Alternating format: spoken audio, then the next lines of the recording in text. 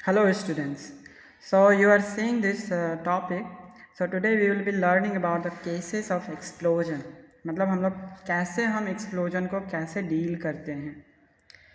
तो main theme जो explosion, जैसे भी एक्सप्लोजन के क्वेश्चन आए तो आपको सबसे पहला चीज़ जो दिखना चाहिए कि कैसे मोमेंटम को देखें, कैसे एनर्जी को देखें। ये दिमाग में तुरंत ही क्विकली क्लिक होना चाहिए। मतलब ये इसका की प्रिंसिपल यही है, मोमेंटम और एनर्जी।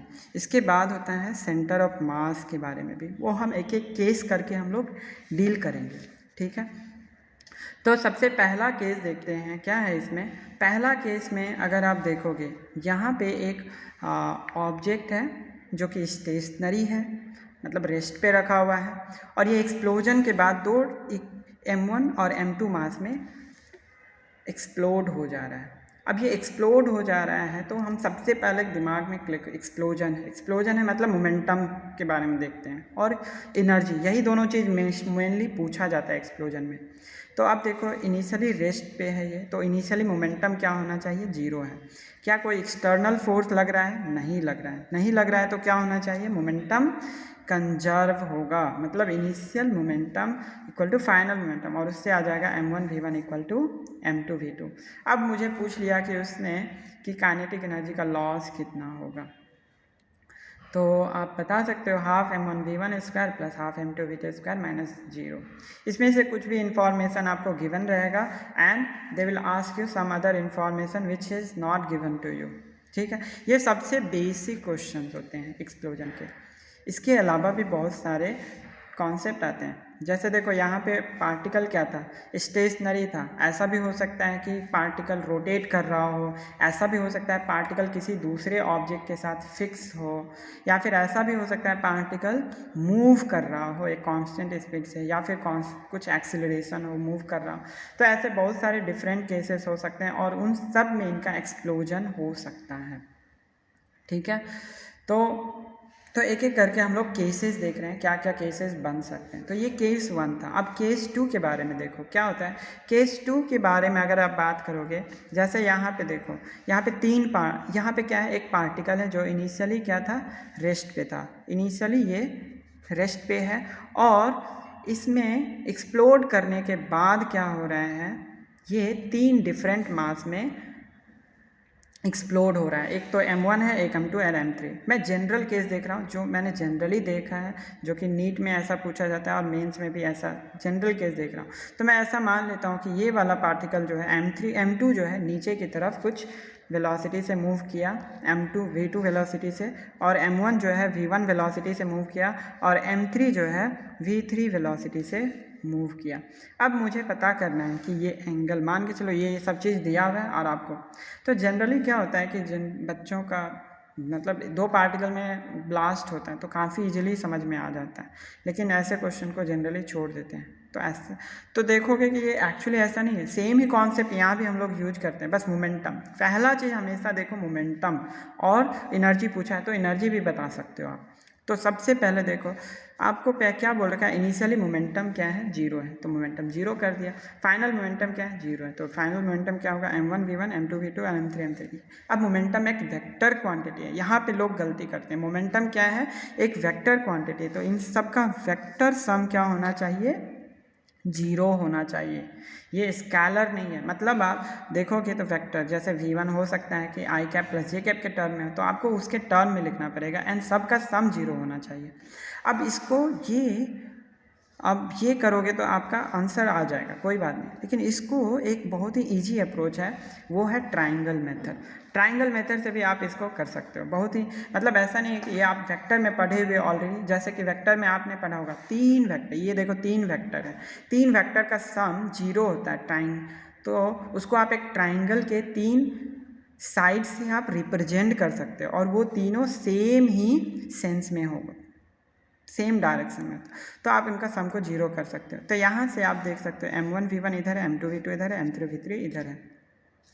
तो यहाँ से मान लो m1 v1 इधर है, तो m1 v1 इधर एक वेक्टर बना दिया, एक मोमेंटम पहला वेक्टर। दूसरा m2 v2 किधर है, नीचे है, तो ये भी बना दिया।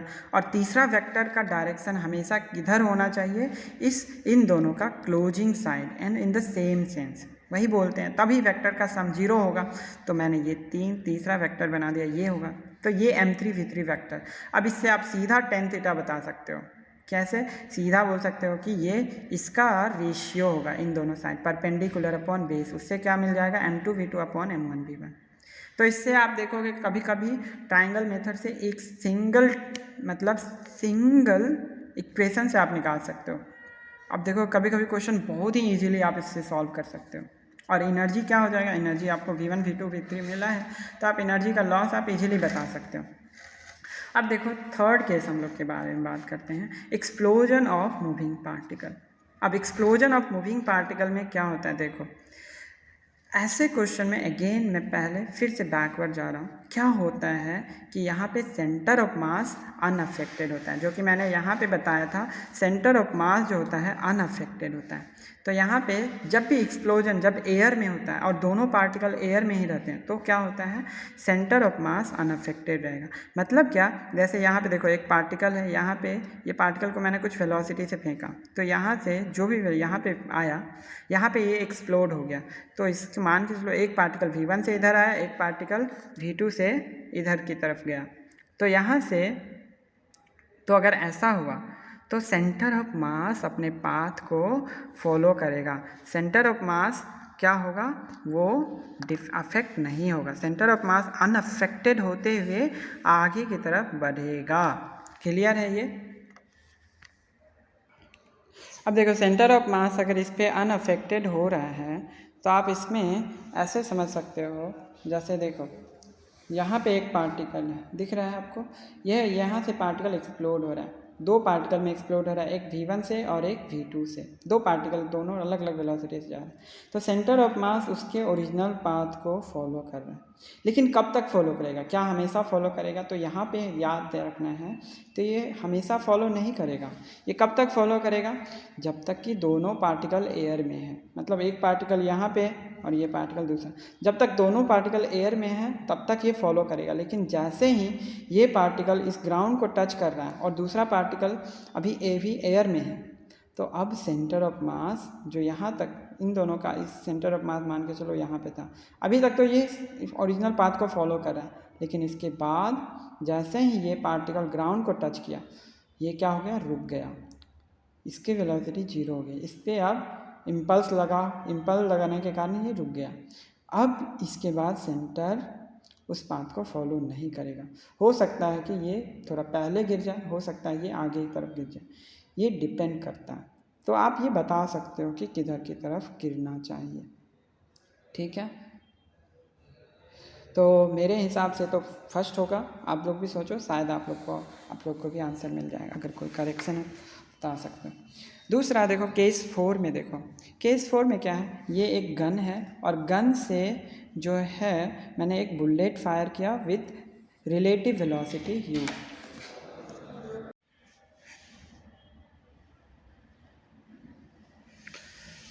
अब देखो इस क्वेश्चन में केस 4 हम ले रहे हैं। केस 4 में क्या हो रहा है? जैसे मान के चलो एक पिस्टल है, पिस्टल ने क्या किया? एक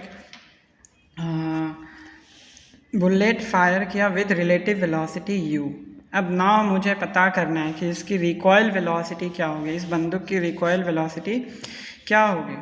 तो मैं ये मान रहा हूँ कि ये u क्या है? रिलेटिव वेलोसिटी है इस बुलेट का विद रिस्पेक्ट टू गन।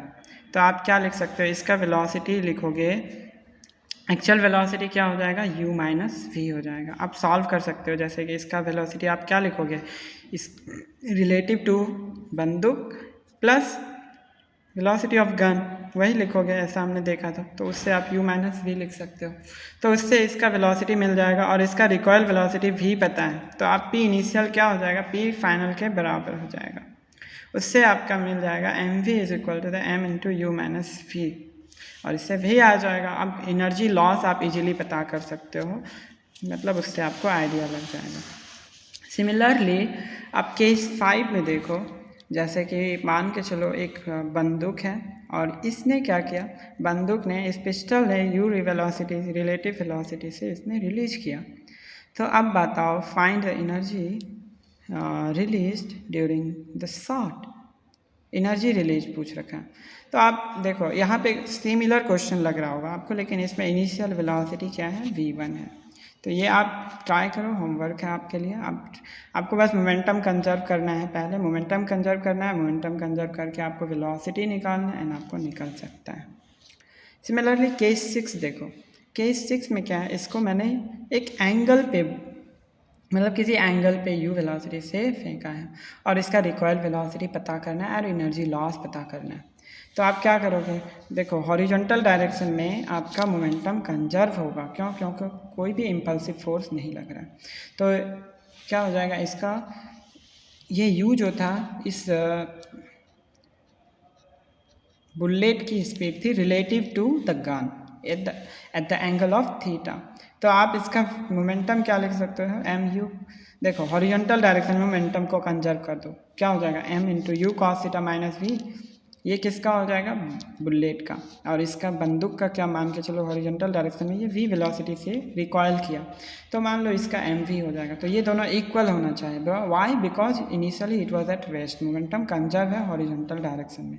तो इससे आपको v मिल जाएगा। अब v मिल गया तो आप सीधा निकाल सकते हो, एनर्जी लॉस इतना हो जाएगा। केस 7 देखो, केस 7 आपको होमवर्क निकालना है। अब यहाँ पे ये थोड़ा सा एडवांस एग्जाम्पल्स है, मतलब थोड़ा सा अच्छा है।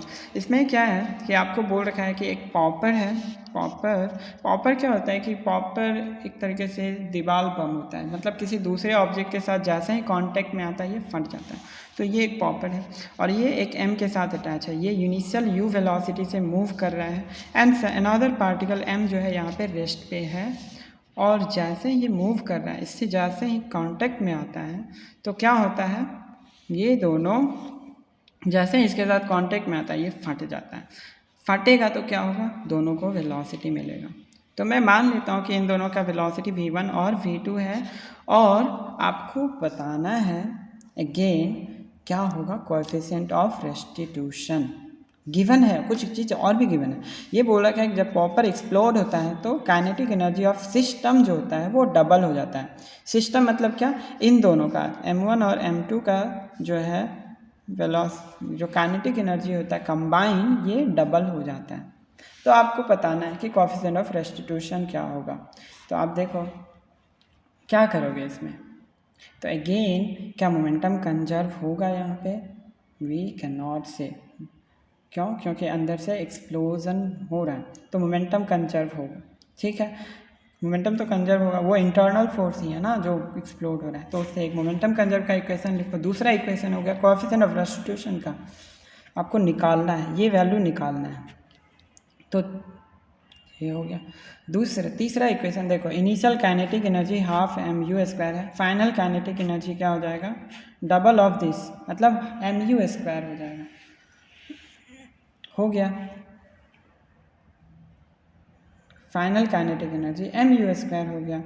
अब ये फाइनल काइनेटिक एनर्जी आपको एम यू स्क्वायर हो गया, तो आपको क्या निकालना है, ई निकालना है। तो एम यू स्क्वायर को आप लिख सकते हो कैसे, half M1 v1 square plus half m2 v2 square, दोनों का मास भी सेम है तो उससे आपको v1 v2 में दो इक्वेशन, एक मोमेंटम से एक एनर्जी से, आपको दो इक्वेशन से दो अननोन मिल जाएंगे। इसमें इसका वैल्यू रखो और ई का वैल्यू निकालो। तो ई का वैल्यू जब निकालोगे तो मेरे हिसाब से कुछ √3 आता है, अब चेक करना शायद यही आ रहा है या नहीं। ठीक है, आई होप एक्सप्लोजन के सारे कॉन्सेप्ट क्लियर हैं। इससे अब देखो ये सारे के सारे बेसिक कॉन्सेप्ट हैं, इसके अलावा भी बहुत सारे क्वेश्चन और भी डिफरेंट वे में बनाए जा सकते हैं, but all these concepts are useful, मतलब सारे के सारे एडवांस क्वेश्चन इन्हीं बेसिक कॉन्सेप्ट से भी बनते हैं। Thank you.